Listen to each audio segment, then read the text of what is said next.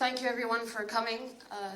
On Monday we have the decisive hearing. Julian is just one decision away from being extradited. If the judges find against him on Monday, then there will be no further avenues for appeal in the UK, and the UK will move to extradite him. The timing is uncertain, but we know that in other cases, other national security cases of extraditions to the United States, the person has been extradited within 24 hours of a decision. The United States has been given opportunity after opportunity after opportunity to change its case in order to get Julian extradited. Initially it lost in January 2021. That was the initial magistrate's decision to deny extradition based on the mental health and physical conditions that Julian will be placed under if extradited. And then once that decision came through, the United States was allowed to change its case by issuing so-called assurances, which the High Court then accepted. And an extradition order was issued, and then Priti Patel, who at the time was the Home Secretary, in June 2022, I believe, issued her approval of the extradition as well. Julian then requested permission to appeal to the High Court, which was initially denied, and then when he sought a separate panel of High Court judges to review that decision, which is the current panel that Julian is before, in February, they gave a provisional permission to appeal to the High Court. And that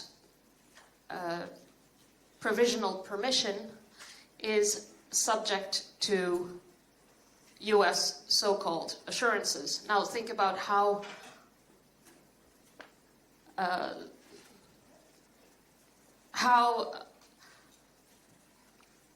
bizarre this case is, where the United States has not only had 2 rounds of assurances, but also 3 sets of indictments.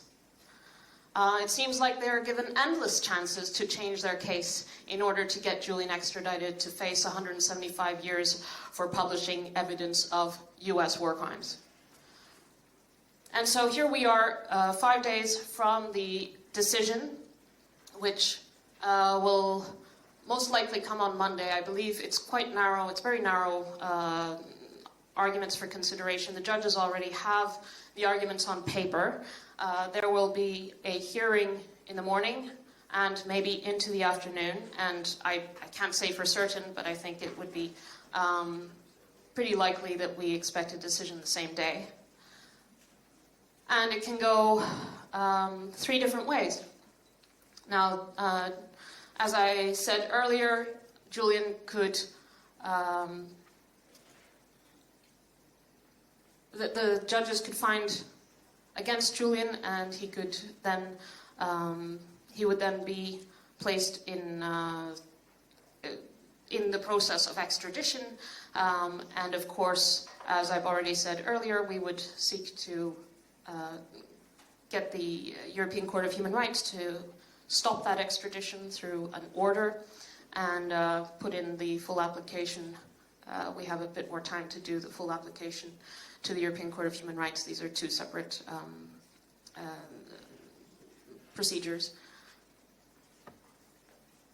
Or Julian could win this round, and winning this round would mean that the court would say, well, actually, we don't find the US diplomatic note to be responsive to what we asked them to do. And I think Jen will probably go into the detail of that, Jennifer Robinson. And so if they rule in Julian's favor, that means that a full hearing will take place on these narrow issues before the High Court at a later date, and Julian will most likely just remain in Belmarsh prison for months and months to come until there is a full High Court appeal. There is a third possibility, which is that there is discretion by the High Court judges at this stage, and there is very narrow arguments before the court, and they could decide to roll up the hearing, as in they could decide to have a full High Court appeal hearing. So I believe, and I have the sense, that anything could happen at this stage. Julian could be extradited, or he could be freed, and I think it's important to have that in mind, that this has gone on for over 5 years. Julian has been in the UK's most notorious prison for this entire time, and 7 years preceding that in the Ecuadorian embassy, and 1.5 years under house arrest. In fact, every day since the 7th of December 2010, he has been in one form of detention or another. The 7th of December 2010 is 7 days after WikiLeaks started publishing the diplomatic cables.